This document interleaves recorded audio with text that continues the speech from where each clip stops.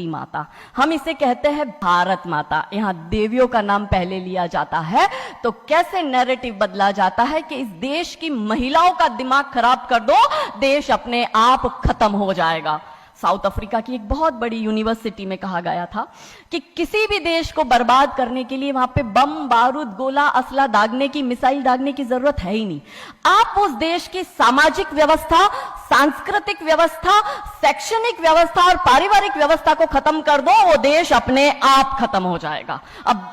अब यही षड्यंत्र चल रहा है। कैसे चल रहा है? 3 स्टेज पे काम होता है। 25 वर्ष तक की बच्चियों को बिगाड़ने का काम बॉलीवुड अपने टीवी सीरियल के माध्यम से करता है।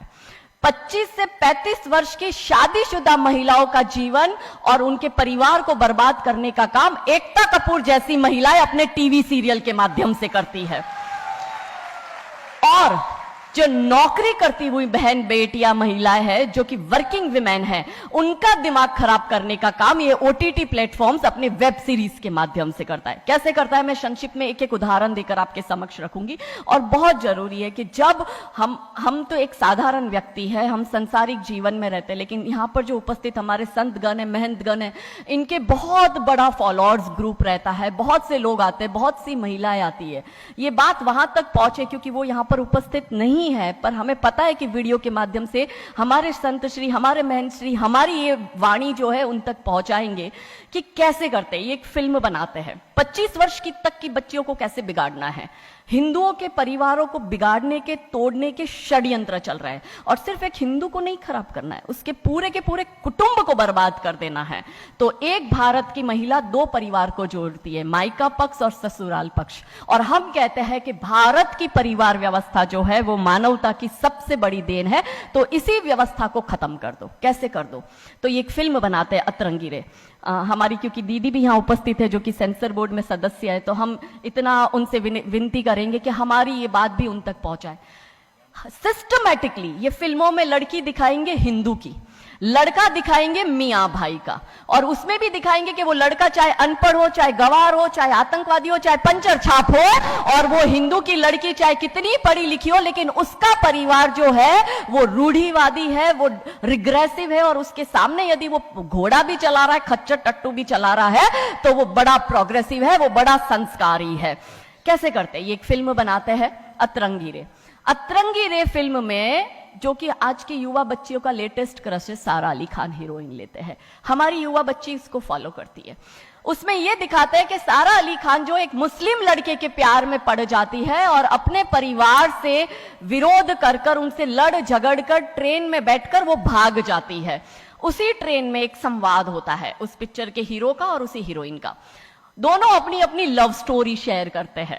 तो हीरोइन पूछती है हीरो को कि तुम्हारी लव स्टोरी बताओ। तो वो कहता है कि कल मेरी शादी होने वाली, और लव स्टोरी तो मेरी लव स्टोरी है कि मैंने बचपन से जिस लड़की से प्यार किया, जिसके साथ पढ़ाई की, जिसके साथ मैं बढ़ा हुआ, उसी लड़की से, मेरी बचपन की मित्र जो मेरे समाज की है, जो मेरे गांव की है, उसके साथ ही मेरी शादी होने वाली है।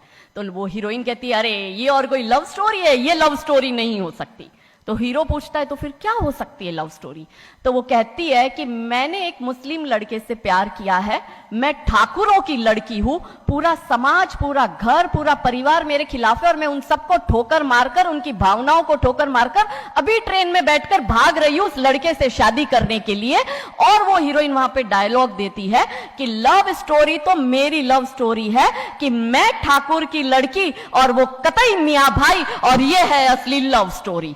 तब हमारी 13, 14, 15 साल की युवा बच्ची, जिसके शरीर में हार्मोन्स चेंज होते हैं, आकर्षण होता है विपरीत व्यक्ति के लिए, तब वो आकर्षण में ये सोचती है कि हिंदू होके हिंदू बॉयफ्रेंड नहीं रखना, हिंदू होके हिंदू से प्यार नहीं करना। आप इतिहास में छपेगी, आपकी लव स्टोरी तभी बनेगी जब आप किसी मियां भाई से प्यार करेगी और उससे शादी करेगी। तो कैसे सिस्टमैटिकली ये स्लो पॉइजन बॉलीवुड की फिल्मों के माध्यम से फ्रेजाइल माइंड में डाला जा रहा है। और आज देखो कि क्यों समाज में लव जिहाद के इतने केस बन रहे हैं, और उसका सबसे बड़ा और मुख्य कारण बॉलीवुड है, क्योंकि इन बॉलीवुड वालों ने हमारी बेटियों को हादी रानी और रानी चिन्नमा रानी अब्बा का नहीं दिखाया। इन बॉलीवुड वालों ने हमारी बेटियों को करीना खान दिखाया है, ताकि वो अपनी कोख से तैमूर और जहांगीर पैदा करे। ये बॉलीवुड वाले लव स्टोरी पर फिल्म बनानी है तो ये हादी रानी और राजा रावत सिंह चुड़ावत पर क्यों नहीं बनाते? मैं आपको उनकी कथा शॉर्ट में करती हूं कि राजा रावत का शादी जो होता है वो हदी रानी से होता है, मेवाड़ के राजा है, और औरंगजेब की सेना आक्रमण करने आती है। और जब औरंगजेब की सेना आती है तो राजा रावत सिंह का 2 दिन पहले ही विवाह हुआ होता है हादी रानी से। तो राजा जी की इच्छा नहीं होती कि मैं युद्ध लड़ने जाऊं, तो हादी रानी बड़े क्रोधित होते हैं। वो कहते तुम मेरी चिंता छोड़ो, तुम अभी इस मातृभूमि की रक्षा के लिए, इस धर्म की रक्षा के लिए आप युद्ध भूमि में जाओ और आप मेरी चिंता मत करना। यदि आप बलिदान भी हो जाओगे तो मैं प्राउडली अपने आप को आपकी विधवा कहूंगी। तब राजा रावत युद्ध लड़ने जाते हैं।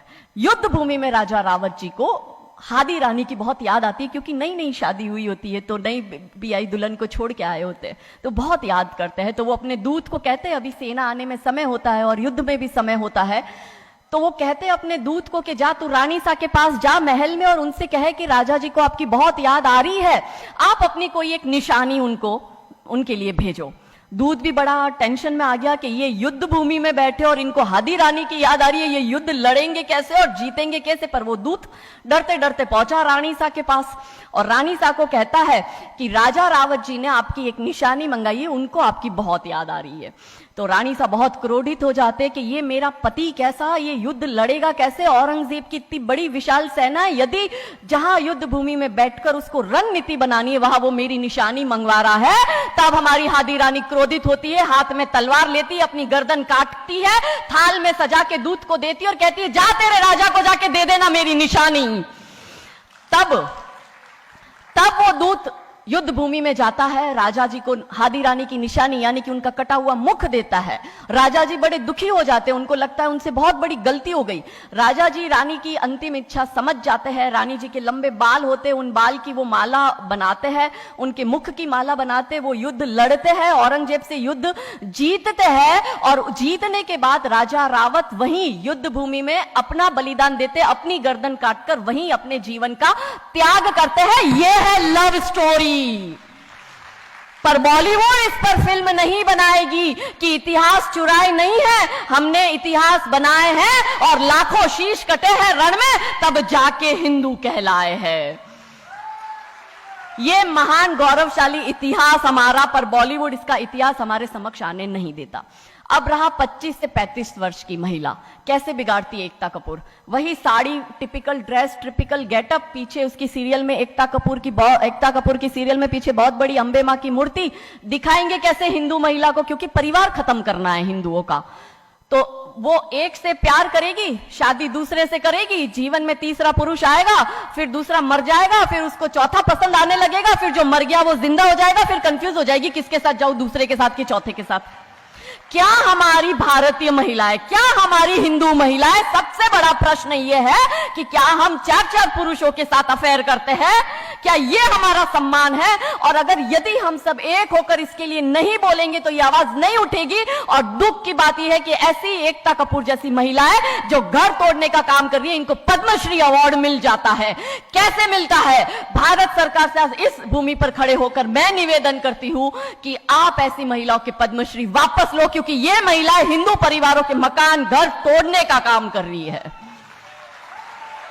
और तीसरा और अंतिम, नौकरी करने वाली बहनों का दिमाग कैसे खराब करना है। तो ओटीटी प्लेटफॉर्म के माध्यम से ये दिखाएंगे कि यदि आप नौकरी कर रही है तो आपके सास ससुर आपके पैर की जूती, आपका पति आपके पैर की जूती। बच्चा पैदा करने के लिए आपको किसी से शादी करने की जरूरत नहीं है, आपको ससुराल व्यवस्था में रहने की जरूरत नहीं है, और आप है फेमिनिस्ट। और स्त्रीवाद का झंडा दिखाकर हमारी बहन बेटियों को एक हाथ में शराब का ग्लास, दूसरे हाथ से सिगरेट फूको, अंग्रेजी में गालियां बको और आप अपने आप को फेमिनिस्ट कहो। क्या यह फेमिनिज्म है भारत की धरती का?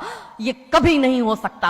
रानी चिन्नमा, रानी अब्ब का फेमिनिज्म का उदाहरण है, और दूर जाने की जरूरत नहीं है। हमारी परम पूजनीय दीदी मां साध्वी रितंबरा दीदी मां फेमिनिज्म का सबसे बड़ा उदाहरण हमारे समक्ष है। रानी नायका देवी, रानी लक्ष्मीबाई हमारे लिए फेमिनिज्म का सबसे बड़ा उदाहरण है। तो यहां उपस्थित सभी महानुभावों से हम यही विनती करते हैं कि फिल्म के माध्यम से ड्रग्स, अश्लीलता और गाली गलौच, ये दिखाने के सिवाय कुछ नहीं होता।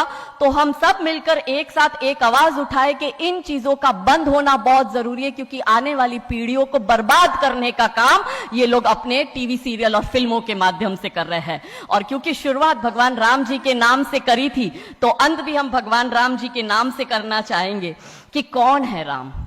राम जो है चेतना है, बिंदु है, बिंदु जिससे प्रस्फुटित है तेज, तेज जो कि इस समस्त सृष्टि की रचना की कल्पना का हेतु है। अनाम है, अनाम जो है पंक्ति में प्रथम, प्रथम है धर्म धैर्य का